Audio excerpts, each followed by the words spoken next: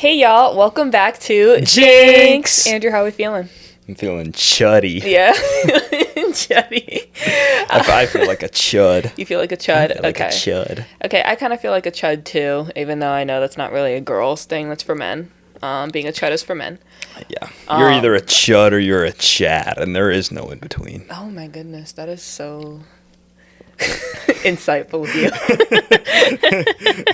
That's a 2026 wisdom, baby. Yeah. School didn't teach me much, but it did teach me that. That would make absolutely no sense in any other generation, and I really love that. It wouldn't. I really love that about it.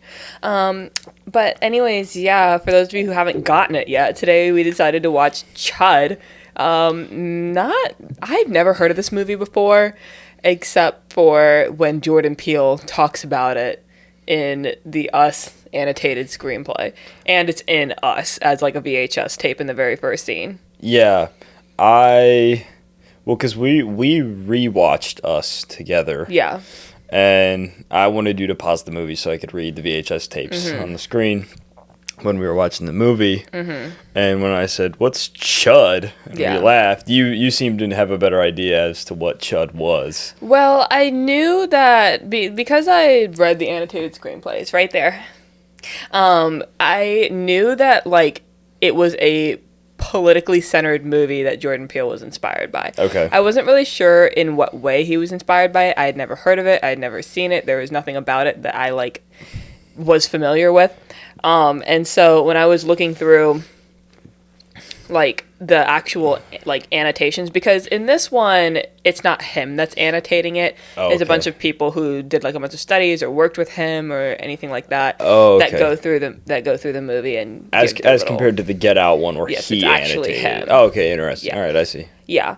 And so I knew that C.H.U.D was a movie that he was inspired by. Okay. I knew nothing else about it. I didn't even really realize that it was in the first scene in Us until maybe my fifth time watching the movie. Okay. When I actually went through and looked at the VHS tapes. Okay. Well, and so now that you've seen the movie, Yeah. I have a personal thought about after watching this movie and about the I guess systems of politics. Yeah. That are shown in C.H.U.D. I have my own ideas about what that reminds me of, but since you're such a Us, Get Out, Nope, just Jordan Peele fan, I'm curious, what are your ties to, how do you tie C.H.U.D to the rest of those movies, or to Us specifically, because... Well, specifically because C.H.U.D talks a lot about government conspiracies, government cover-ups, especially underground in the sewers and whatever, underground tunnels is very much like Us. So I guess it makes a lot of sense now, having seen the movie, why Jordan Peele would reference it, especially if that's what inspired the whole underground tunnels thing and the government conspiracy sort of notion, because there aren't really a ton of movies. I think there are a couple out there. There aren't really a ton of movies, though, that do the whole government conspiracy cover-up that's underground thing. Yeah, that was sort of like when I was watching the movie, and I knew, because obviously we just got done watching Us like last week, that those were my immediate ties, but I was wondering if there was like another, you know what I mean, like another layer that I wasn't picking up on, because you read all about his movies and stuff. So well, I don't know. I have a couple of thoughts about the movie, but I think I'll hold off on that for a little bit. What were your initial readings? Yeah, so C.H.U.D is an interesting movie, because I'm just going to go through like a brief real fast of like, if you've never seen C.H.U.D before, this is what happens. Which is likely. Have you ever heard of this movie? No, I've never heard of C.H.U.D before. And I'm somebody that is like, I've watched a lot of these kinds of movies before. That's like, I would say before I even got into, what do you call it? Like more stereotypical, like cinephile movies, you know what I mean? Like stuff that people were like, this is a top 100 movie of all time. I was really just watching movies like that, like all the time. Yeah. But no, I'd never heard of it until recently. Yeah. But anyways, basically the movie starts with a photographer and the photographer's girlfriend. The photographer takes photos of homeless people. Yeah. And the homeless people have started just like straight up disappearing off the map. Yeah. And then we meet a cop who runs a police agency. He's like a police chief, I want to say. He's the chief. And he's trying to put the pieces together as to what's going on in this case where these homeless people are just sort of dropping off the map. So he goes and he clicks up with the guy that plays the opposite of Joe Pesci in Home Alone. What's his name in this movie? Murphy. Yeah. Okay. Murphy, who he runs like a soup kitchen for the underground homeless population. So they all kind of have the photographer and the police chief and the guy that runs the soup kitchen. All three of them kind of have ties to this homeless population. And all of them are sort of trying to crack this case open as to why are all of these homeless people just disappearing. Yeah. If you don't crack a case, you solve it. Yeah, you solve it. It's like calling a policeman a cop. Yeah. What was I going to say? So anyways, the police chief, he is in conversation with this other guy. He's not the mayor. What is he? He's like the one that's controlling the whole government cover-up thing? Yeah, is he like the head of the police department or No, I think that he's in charge of the whole the project that they were supposed to be doing. Okay. Which is I think it was converting on its surface it was supposed to be something that had to do with construction in the sewers.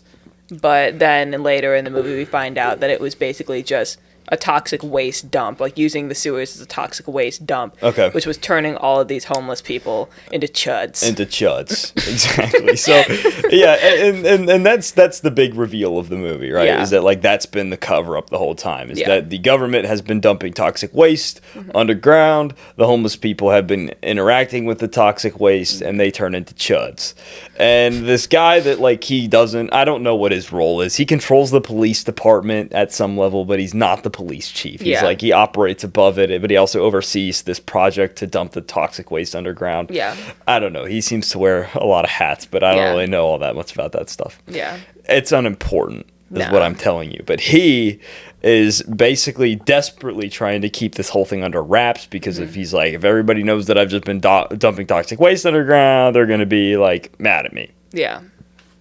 And I can't have people mad at me. No. Not after I committed a crime. No. So, no. Of course not. The movie's sort of climax, right, is when the photographer and the soup kitchen man are running underground trying to do... Well, okay, so Murphy, he goes underground initially to try and get all of the homeless people out before they fill the sewers with gas, trying to kill all of the chuds. Yeah. What is the photographer guy doing down there, though? He just kind of ventures down there with that lady, but then it's I wasn't clear on what he was doing. He goes down there. I think he's just kind of exploring or something, or he thinks that What's-Her-Face is down there, his wife, or his girlfriend. Oh, his pregnant girlfriend? Yeah. But she's never down there pretty much. No, she's not. She almost goes down there, but then she sees the dog that died. That's right. Yeah. And he's down there well before she even tries to go down there, so. Is he? He is. Oh, well, maybe it was, maybe he was looking for Murphy. I don't know. There was a lot of different parts in this movie where I felt like I needed a little bit of clearing up on. Yeah, and that's sometimes how these are. Yeah, yeah. I'll be honest with you. Sometimes you watch these movies and you're there was parts from this screenplay that needed to be filled in, or I don't know what it is. Right. Or they just, they forgot to shoot something. A lot of these are so low budget that it's tough for me to be this sucks. Right. Because there are parts of this movie that are pretty cool. There. Especially the practical effects were really good. Yeah. Really good. Let's be honest. That's why a lot of us watch these older movies. Yeah. Because the practical effects are cool. Yeah. What was I going to say, though? So, you've got this big cover-up about dumping the toxic waste underground. And the solution, the I'm going to call him the mayor. He's not the mayor, but he oversees this project and the police department. And that seems like enough for me to call him the mayor. Well, he doesn't oversee the police department. Wait. Are you talking about the guy that the chief was on the phone with a couple of times? Yeah, he's the one that's guilty for...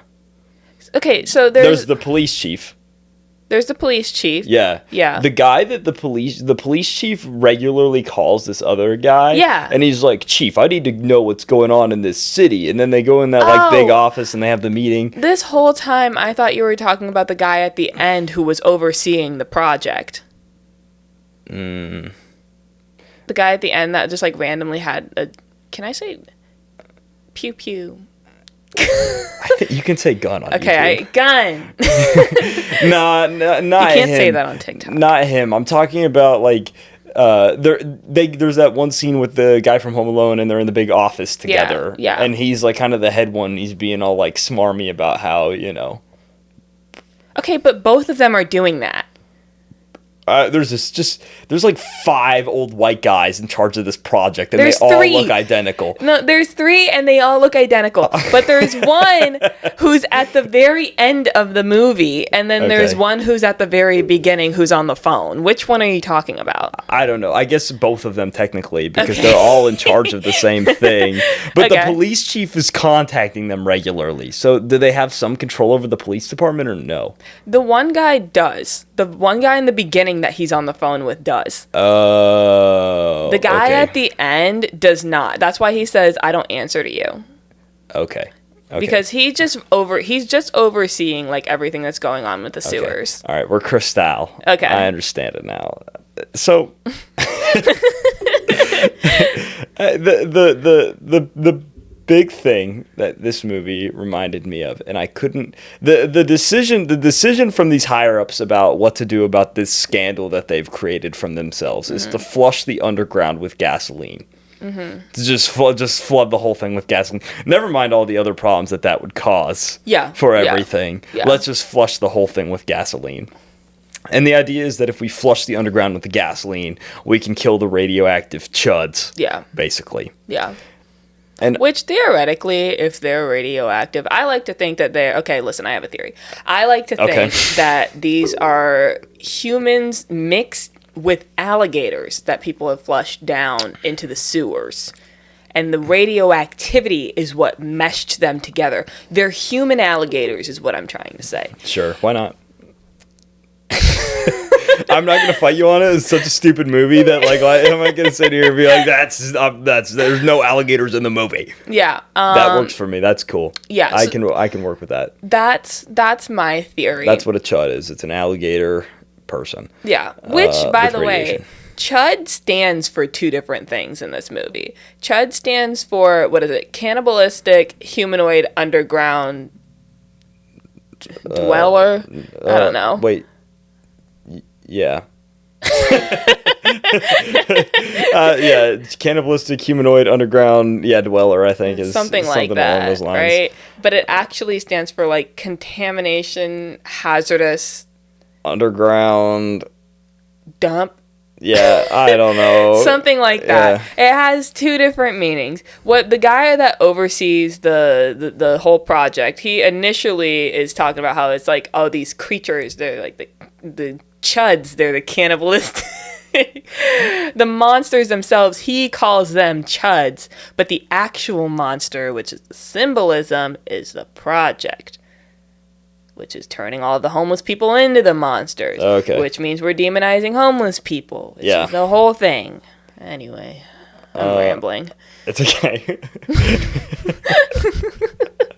We're bouncing around so much this episode. I think we've had like 5 different conversations, and we just keep like, there's one. It's fine. We're gonna tie it all up at the end. I'm sure of it. We are. What this movie kept reminding me of, though, if you for the uninitiated, my favorite video on the internet, I think, is from the year 1970, and it's of, I think it was in Oregon. Okay. When a whale washes up on the beach. Yeah. And a whale this is a real thing that happened. A whale washed up in the beach in Oregon, I think in the year 1970. I could be wrong about that. If it's not 1970, it's in the 70s. Yeah. So the question became, what do we do about this whale that just washed up on the beach? Yeah. And ordinarily, what you're supposed to do is just like dig. If it's a dead whale, you're just supposed to dig like a hole next to it and push it into the hole and have it be like covered up. You make like a big grave for it. How big of a, like, oh my God, Yeah. that sounds like it would take too long. Well, anyways, I don't know if that protocol was like not yet established by the year 1970. Yeah. But somewhere along the way, like these guys were like, let's just blow the whale up with dynamite.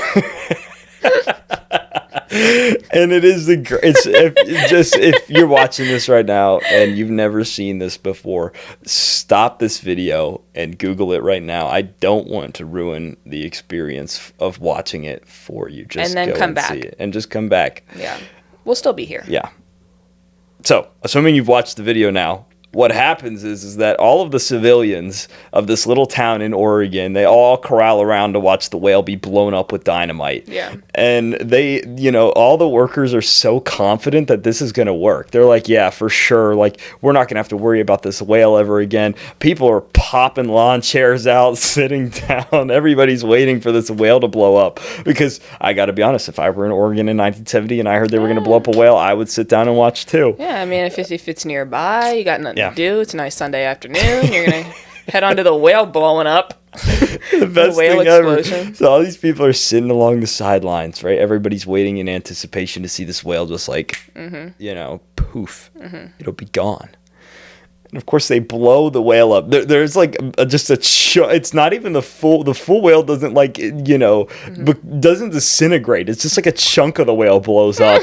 But then the best thing is like center of it, wherever. The best thing though is all these civilians on the sidelines are all like waiting, and you're waiting for a few seconds, and like. Ugh. But then you start hearing all the whale chunks come splattering down. And the sheer panic as everybody tries to like crawl their way back under shelter or to their car. But sometimes the cars were just like caved in because like a big chunk of whale will have fallen on it. It is so... How do you explain that to insurance? I don't know. Like, I don't know how big insurance was at that point, but... Well, now I'm just sitting here thinking that sounds like a nightmare. Even better question, how do you explain to insurance that your door got broken? How do you explain to your landlord that your door got broken by a chud? I don't know. I don't know how you explain that. Like, can you imagine, especially nowadays, like in this day and age, you're on the phone and you're trying to explain to the person on the other end, a chud broke in my door. I think in this day and age, it's over for you. Yeah. It doesn't matter if it was like a normal thing that broke the door in. True, you know what I mean? Like, they're going to be like, sorry, you're not covered for this. Yeah. Yeah. Let alone a monster situation. It's over for you. Then they're like, we never expected this. So. Yeah. Chuds are not under our, like, things that can break stuff. So. You're not covered by possible chuddery. It's over for you. Yeah. But Chud kept reminding me of this whale being blown up. Yeah. Because this plan to flood the underground with gasoline is so bad. Asinine. Yeah. What? We're just going to flood the underground with gasoline? I know gas was cheap back then. There's no way it's cheap enough to flood the entire underground with it. Well, they weren't trying to use like liquid gasoline, right? I was under the impression that that's what they were going to use. I thought they were using like air gas to choke them out. Oh, is that what they were going to do? Well, yeah, but even that still causes so many problems because then like the gas has to go somewhere. Right. That's a good point, too. And then when you're done, like... Yeah, and I mean, they acknowledge that in the movie because they're like, this will just like blow up a whole portion of... Yeah. of the country. You're gonna create one huge bomb in the sewers. Yeah. And he's like, well, it won't be the whole city, it'll just be like a little part of Soho. Right. It'll just be a little part of the city. Yeah. So, but then the crazy part is by the end of the movie, the chuds don't even die. No. It's assumed that the chuds are just out there walking around. Yeah. Our protagonists, they live, thankfully, but the chuds are just out there. Yeah. So this problem that they've set out to they solve, just created more of a problem. They didn't even do anything with it. They created this insane plan. Yeah. Like, why not just send like a SWAT team down there? Why not just send a SWAT team down there to kill the chuds? Because... And the homeless people. Because that wouldn't... That sounded like super authoritarian of me. I'm thinking in the movie world here. Yeah, you're thinking like the government is in this movie. Yeah, yes, why that's wouldn't you not just actually my thinking. Yeah, send the SWAT team down, mow everybody down, clean slate. Exactly. And then why are we pumping gas under the ground and blowing up part of Soho? Like, all right, assuming the government officials are part of this whole conspiracy, they didn't end up dying by the end of the movie. Yeah. If you blew up a part of Soho and you didn't have anything to say about it, I mean, what are the odds you're keeping your position? What are the odds that's not getting investigated by a higher government agency than you? See, that's a really good point. I think, okay, this movie, it's trying to make a commentary. It's missing a lot. You know, it's not nearly as smart as, like, it's not nearly as smart as Us was, obviously. I think Us was much more thought through and everything like that. I know that there are a lot of people that say, well, there's still plot holes. And shut up. No one wants to hear anything else that has to come out of your mouth. Why are you talking about... Anyway. Dang, you just had fake beef with somebody. You got triggered over nothing right over there. And you know what? That's okay. And it wasn't over nothing. I've been triggered by that take before. Okay. I have beef with people who have beef with us. All right, fair. It's a fantastic movie. Anyway. So all this CHUD mess. They're talking about, like, how the government will do things to it's not even intentional in this movie. They're doing things to basically, like, they're using the sewers as a toxic waste dump, knowing that homeless people live down there. But they don't care about the homeless people because homeless people are nothing to them. Yeah. And so the result of what they are doing that's harming the homeless people or making it even more difficult for them to find housing or whatever in the realistic sense, not in the fantasy world of Chudland. I think that there's, like, a commentary trying to be made on the fact that what they do will make the homeless population seem more threatening to regular everyday people, which will make regular everyday people even more afraid of the homeless population. Okay. Even though regular everyday people don't care about the homeless population. Right. Does that make sense? Yeah, I think I get it now. Yeah, I think that that's generally what they're trying to talk about. I don't know that it was incredibly successful because I do think that there were quite a few potholes. I know... There's manholes. Yeah. Anyway. I hope I got somebody to chuckle out there. Clearly it wasn't my boyfriend. Oh, ouch. Yeah. No, I get it. I think it points for me, it started feeling more like a monster movie. You know what I mean? With the whole, like, CHUD thing, like, that ends up sort of being the focus and not, like, the... It felt like it was trying to border between commentary and Creature from the Black Lagoon. Yeah, I could see that. You know? We need to watch my favorite movie about toxic radioactive waste monster, The Toxic Avenger. Yeah. It's, perfect. Yeah. It's so good. Toxic Avenger is not like this movie where, like, there are parts that just kind of drag and get on with it. Yeah. Toxic Avenger is actually fun from beginning to end. It's great. You know, something that I think about this movie that was kind of a downfall for, I think there were too many characters. Yeah, I mean, there's so many characters, and, like, they're all supposed to be... They're trying to do, like, a... What's a good, like, modern movie equivalent? Weapons? Yeah, Zach Cregger's a kind of a good example for sure. Or, like, I don't know, the TV show The Wire. Sure. Where it's, like, you have, like, all of these different, like...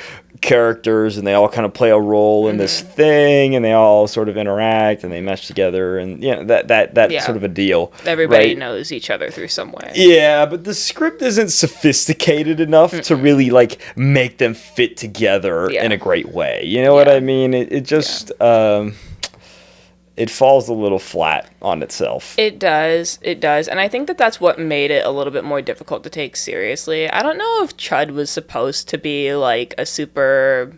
I don't know what the vibe was supposed to be, I think is more my thinking. You know, I don't know what the vision was supposed to be. I don't know if it was supposed to be more serious, if it was supposed to be more silly and fun. Because I know that, like, obviously our generation now has a bias with the movie that's a little bit more silly and fun because the name is Chud. Sure. Yeah. Well, I think it's also just one of those things where, like, you look back on these movies now, like 1984, that's 42 years ago. Sure, something like that. Right? Like, that is a long time, at least for cinema. Like, that's almost half of cinema's lifespan, practically. Yeah. That's I don't actually think that's true. Never mind. Ignore me. That's not totally true. But the point is that for movies, right, like 42 years is like a long time. And so you sort of look back on these old movies, and you look back on, like, the new generation now, I think, has actually had a renewed appreciation for practical effects. Absolutely. Because we've seen how bad CGI can be. Yeah. But I will say that you sort of go back and you watch these old movies, and you're like, this is a little bit half-baked, sure. You know what I mean? Yeah. And there are lines that feel a little bit corny, and they don't work super well together, and sometimes, there's a lot of friction between, like, certain plot lines, and it doesn't fit together. So you watch these movies, and they just, and they inherently feel stupider now because the medium has come so much further since these were being made. Yeah. You know what I mean? Sure. And I think that in its own way is sort of part of the bias when you view these older movies, right? Is that when it came out, the interpretation of audience goers when they went to see it might not have ever been silly at all. You know what I mean? When it came out, it could have felt like a really legit horror film for the period, right? But now, 42 some years later, it's called Chud, and there's some stupid parts, and there's like these weird characters. Not everything makes a ton of sense. Yeah, and there's that whole scene with the little girl whose grandfather gets snatched up, and she's just kind of like. She's supposed to be traumatized. Oh, they took Pappy. I just don't know what to do anymore. See, and in that scene, it was so hard to take it seriously. Not only because, I don't know, I think the design of the monster was really cool. I think that it had its, little... It was freaky looking, but it was also fun. It was very Creature from the Black Lagoon, like I said. But, way, way, way better than the Jeepers Creepers monsters. I don't care how many people we pissed off with that video. That was horrendous. Horrible design. Awful. Hated it. Jeepers Creepers monster? Yes. Yeah, it's trash. Too many monsters. Too many inspirations. Yeah. It was a hodgepodge, I guess you could say, of a bunch of different things. No, but I like this monster design. It felt a little bit like Sloth from the Goonies combined with like the monsters from They Live or something like that. I don't know. Yeah. Maybe. But the thing was, it wasn't the design that wasn't making me take them serious. It's just, I think it was more so the name of the movie and the fact that these things were chuds. And every time they're coming on screen or anytime there's like a threatening moment with them, all I'm thinking in my head is like, here comes the chuds. All right, I need to know, what does chud mean in the modern context? You know what chud means? I don't think I know what chud means. I didn't know you didn't know what chud meant. Should I read the dictionary definition? Let's go to the dictionary Let's do a little look up here. Yeah. I think this is really important. Chud definition 2026.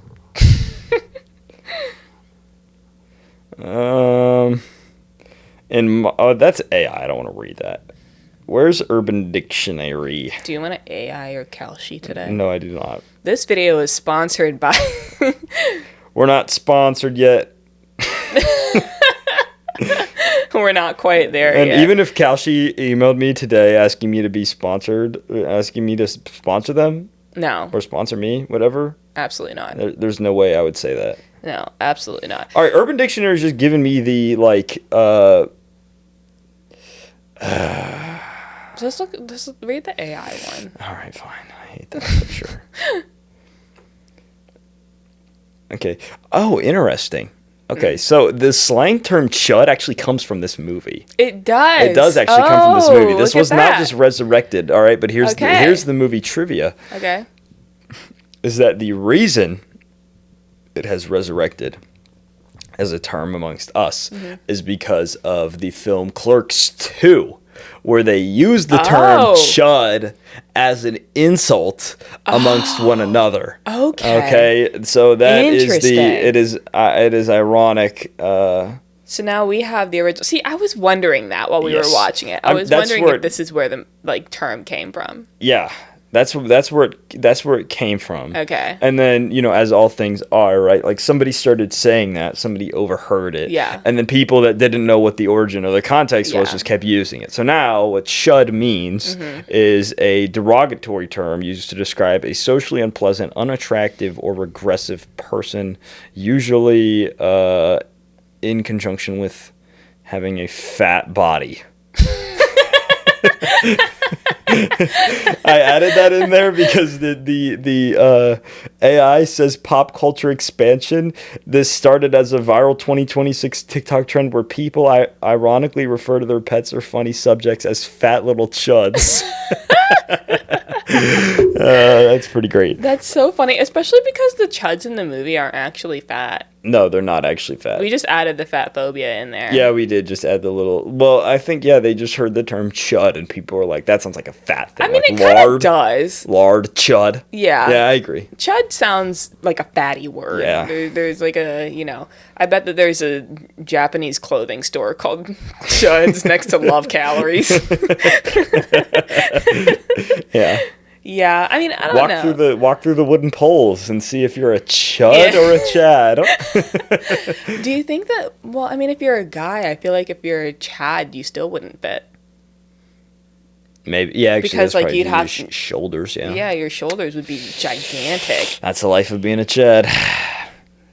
Do you know? No. I wish I knew. But you wish you knew. It's okay. See, okay, I don't know. I thought that this movie was it was fun and silly and it was good, but I felt like, I don't know, I felt like it was maybe a little bit weak in the commentary side. And I know that, I don't know, I look up to Jordan Peele a lot as far as movies go, and I know that he's inspired by quite a few films that even I wouldn't necessarily say that I love. Mm-hmm. But then there are other movies that he likes that I'm like, I get it. Get Out was so heavily inspired by The Stepford Wives, and that makes so much sense to me. Yeah, and I like The Stepford Wives. It's a good movie. Yeah, The Stepford Wives was great. Not really very popular, I've learned. Yeah, it doesn't have very good ratings. And there are a lot of critics that didn't like it. Yeah, well, what's really interesting about a lot of these movies, as far as the context for when they were released, is kind of what I'm talking about, which is that you and I have sort of always had the discussion that horror has been considered the lowbrow film genre for decades now. You know what I mean? It was considered lurid. It was really no better than exploitation movies or pornographic films, things like that.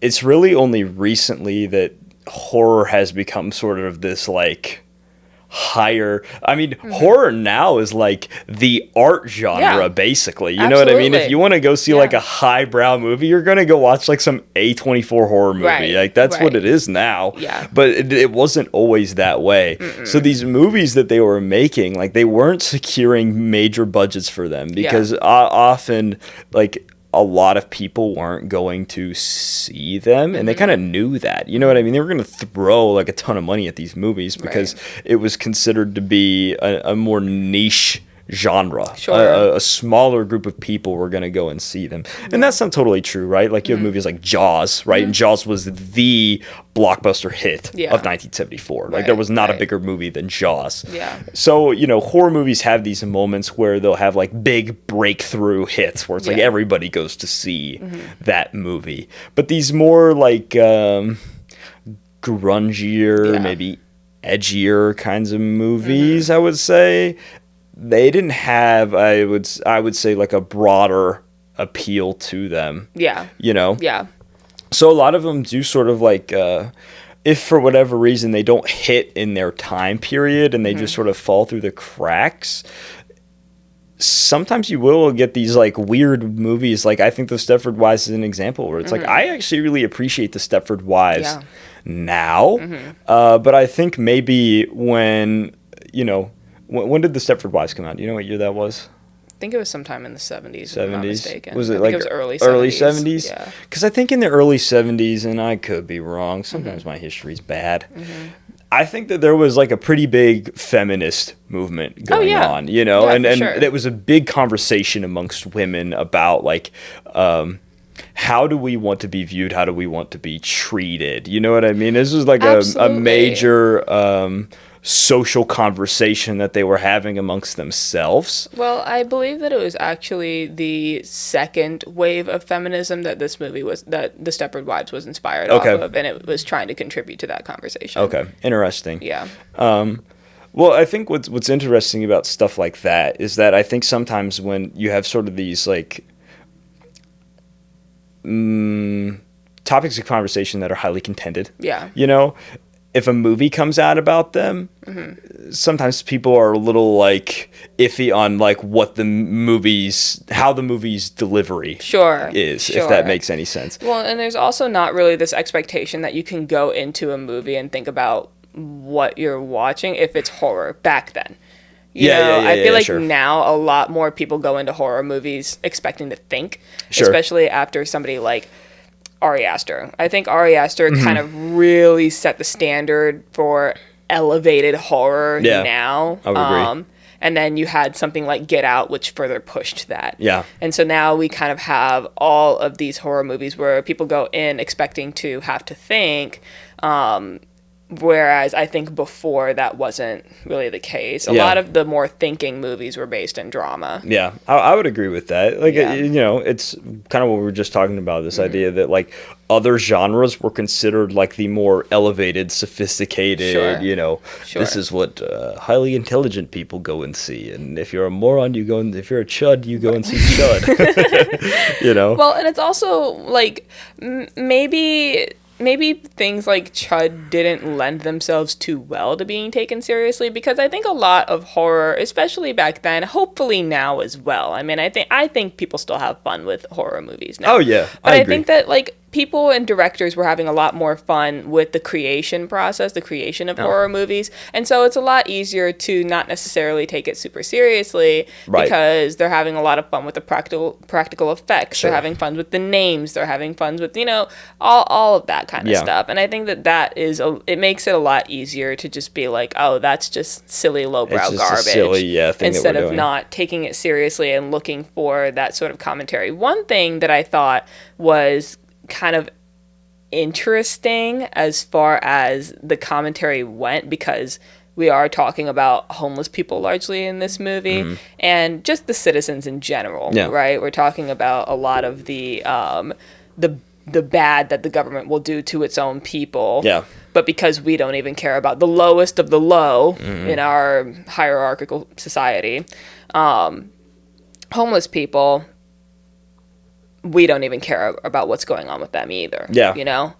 And so a character that I found particularly interesting was George, the photographer. Yeah. Was because he seems to know all of these homeless people well. He photographs them. But I wonder about the ethics behind that, behind making because that's pretty much all he does. His entire portfolio is he photographs homeless people. So is it ethical to make money off of the exploitation of those people, or is your whole point to bring more attention to them? And is that even a good thing? You know? Yeah. I mean, I my favorite class in college before I dropped out was a documentary film class that I took. And that was pretty much the whole discussion behind the documentary film class, which is basically asking, is documentary as a, like, film offshoot? Film, I mean, it's just genre? Like, documentary, I guess, is a genre of film. Is it an ethical genre? Can it ever be ethical, right? That is a big question, right? Because you're constantly playing this battle of, are we giving exposure to this thing, or are we profiting off of it? Exposure or exploitation. Right. And the answer is often both. Yeah. You know what I mean? Like, you have these moments where, like, I think we watched Hoop Dreams in it. I used to have Hoop Dreams. And while we were watching Hoop Dreams, there's a scene where the mom gets her lights shut off. Yeah. In the film. And so there becomes this question of on behalf of the documentary filmmakers, which is like, should they have stepped in and helped her turn the lights back on in her house? In doing so, right, that's technically the right thing to do. But if they were to do that, then they're sacrificing the legitimacy of her situation. That's actually what she's going through. You know, her lights are genuinely being shut off because that's how their financial situation looks. And so it becomes this question of, well, if we help her turn the lights back on, like, yes, we're doing a good thing for her. We're helping her out. And that's ethically the right thing we should be doing, considering we're going to make a movie and potentially make money off of this movie, right? But then if we do that, we're sacrificing what we're trying to talk about in the movie. We're losing that accurate portrayal of like what this mother is going through with her child, with her children, in an attempt to do the right thing. And so then it becomes a question, well, what is the more right thing? Is it more right to help her turn her lights on in that moment, or is it a situation where it's like, you know, if you give a man a fish, he'll be full for a day, but if you teach the village to fish, they'll be full for a lifetime, that kind of a thing? Is it a situation where if you show the portrayal of the woman with her lights shut off, will something greater be done about that situation in its exposure? Right?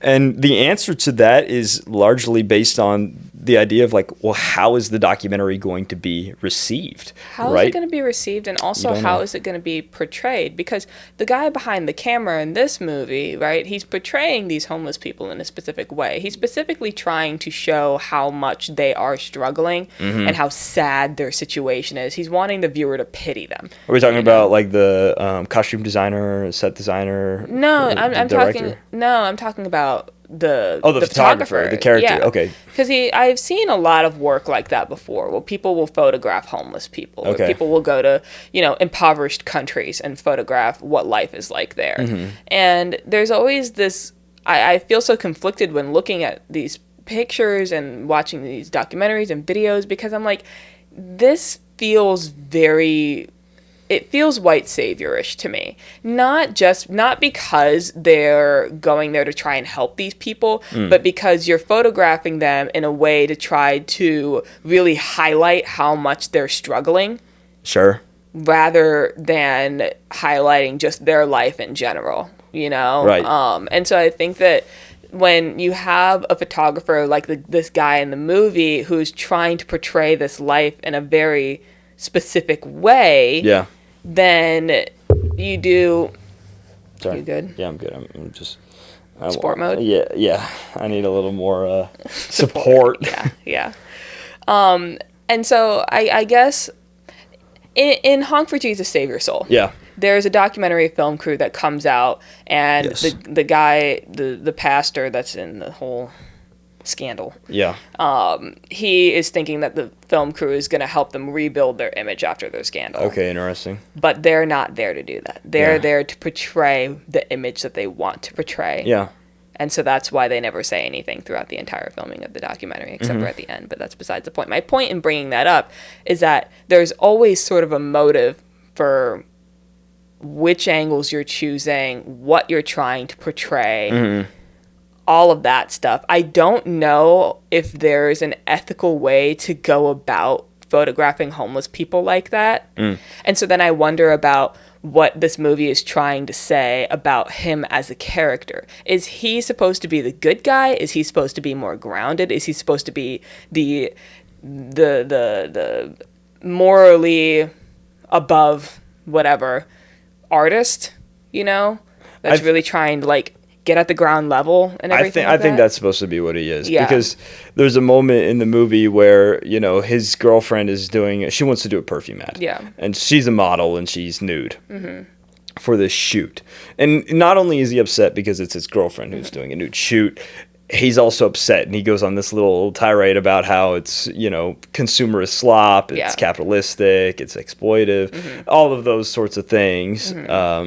And he basically just hates the whole thing. He hates working that job in particular Yeah. You know, it's a job, yes, but he doesn't feel like it aligns with his beliefs, his artistic, yes, and moral beliefs. Yeah. Not to mention, you know, he's also somebody that he's not just shown photographing the homeless people, right? He also seems to kind of be friends with them. Yeah. You know, he seems to like know who these people are and like regularly speak with them enough to just kind of like go underground with that lady. Yeah. I mean, he picked her up from the police station. Right. You know what I mean? And she was the first person, or he was the first person she called. Like she knew his number. She knew his number, right? Yeah. So he's obviously pretty in with this crowd, you know, which then goes into another like discussion that we had in this class, which is that you have sort of this agreement between like documenter and documentee, which basically says like if you are outlining the more ethical way to document somebody, right, is to completely outline like what your intention is with the movie. You know what I mean? How am I trying to portray you? You know, not only how am I trying to portray you, what is the final product supposed to be about? What is it going to be like? Where are we going to put it? Is it going to run a film circuit? Right. Is it supposed to be something that plays in movie theaters everywhere? Just be like, you know? Crystal clear up front. Yes. So are we just doing like a straight to VHS thing? You know, like what is the ultimate purpose of this movie? Where is it supposed to go? Who's supposed to have eyes on it? All of those things.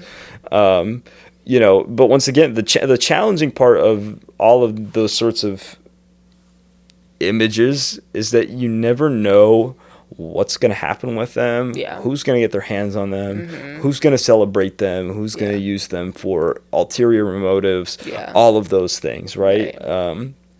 You know, will people take your work, cut it up, and turn it into something else beyond what you initially made it? Sometimes, you know? And I think it's really interesting to see what these three different characters have, like, all three of their relationships with homeless people. The one guy, the photographer, just observes them. Yeah. You know, he sort of uses them as a muse. Murphy, he is actually involved in helping them. He sets up the soup kitchen. He, you know, feeds them, whatever. And then we have this police officer who is, I mean, he just kind of patrols them. He doesn't seem to hate homeless people. No. He doesn't seem to have any sort of ill will. I mean, he cares enough that they're dying to investigate the case, so. Right. Like, he seems like as rare as it is in the NYPD, a well-to-do cop. Yeah, who just kind of doesn't really get taken seriously. Right. Granted, he is mostly in this to find his wife who had gone missing. Sure, selfish motives. Right. But then again, he still doesn't have any sort of ill will toward any of the homeless people. And so I guess I wonder about how, because we as a society, like I said, our society does not treat homeless people very kindly. We don't really treat them as people.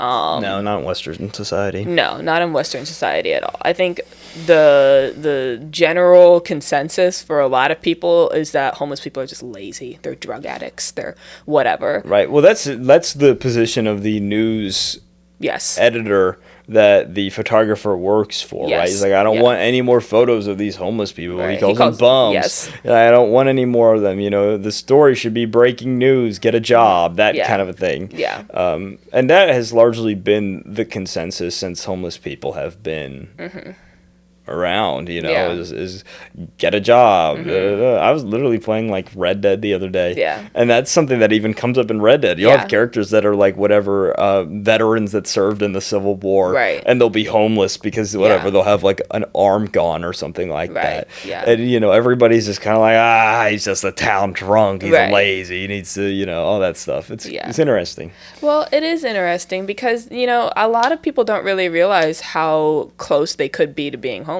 You know, in this country, it's like you could have like a bad string of medical problems and you're out. Yeah. You know, you're out of house and home. And so I don't think a lot of people realize just how human these people are. They're all people. They're just either down on their luck. Some of them might have just been drug addicts that just, you know, they got kicked out, whatever. It happens. But even still, that's a mental illness, you know? And so I think that this movie does have a lot of interesting things to say about how we go about viewing and treating homeless people, because I think out of sight, out of mind. Right. If you're ignoring them and you see them as subhuman, you don't necessarily care about what's going on with them until it starts affecting you. And that's the place that this cop is in. Yeah. Right? Because what's happening with these homeless people that live in the sewers is turning them into chuds, and then his wife ends up dying as a result.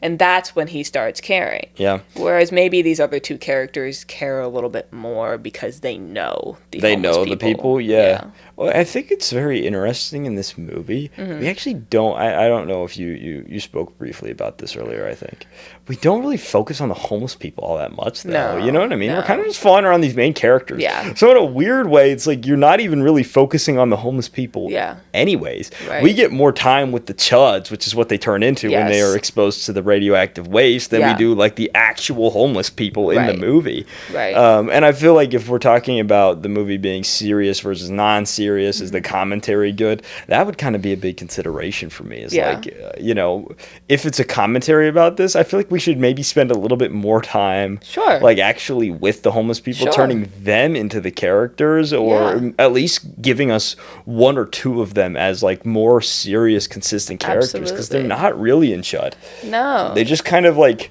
here's the underground, remember this place, and then they go on their own journey. Like, well, they are very much side characters that you kind of just forget about. They have one like main lady, and then they have the guy who's just really badly injured, and he ends up turning into a chud. Right. Is that how they turn into chuds? Do they get bitten, or like is it just the radioactive? I think it's just the radioactive waste, because if they were to get bitten, it'd be like vampires. Or zombies or something like that. But maybe they could get bitten. I don't know. Yeah. It seemed to me, though, it's more like exposure to the radioactive waste of some kind. And then maybe that could also be a thing where if you've been exposed to the radioactive waste and you become a chud, then if you bite somebody, then you automatically introducing it into their system too. Yeah, that's true as well. So it could just kind of be like a mixture of all the things. Yeah, I could do that. But no, you're totally right. We don't spend a whole lot of time with these homeless people that we're trying to make a commentary on, and so in that sense, we're still kind of ignoring the population that you're saying is being ignored. Yeah. Whether or not that's intentional, I'm not sure. I don't know. But it's interesting either way, I think. It is interesting. It is interesting. I don't know what the answer is there. Yeah. All right, y'all. Well, that is pretty much all we have on the movie C.H.U.D. Make sure you let us know in the comments, are you a chud? Yeah. I'm a chud. I'm a chud, too. We're all chuds, I think. I think that's the conclusion we came to. Maybe in the end, the chuds were the friends we made along the way.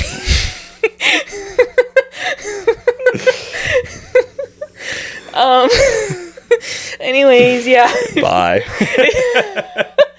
If you guys like this video and you'd like to see more chuddery, then make sure you leave a like and subscribe. Please subscribe. You should subscribe. We have 12 whole subs right now. I know. Woo! That is crazy. That is insane. There's like 12 of y'all. Anyway. Yeah, that's sweet. Yeah, make sure you please subscribe so we can have more chuds. You're all chuds. Yeah. Bring in more chuds. Bring in more chuds. Subscribe to become a chud. Yeah, become a chud. Jinx podcast today. Exactly.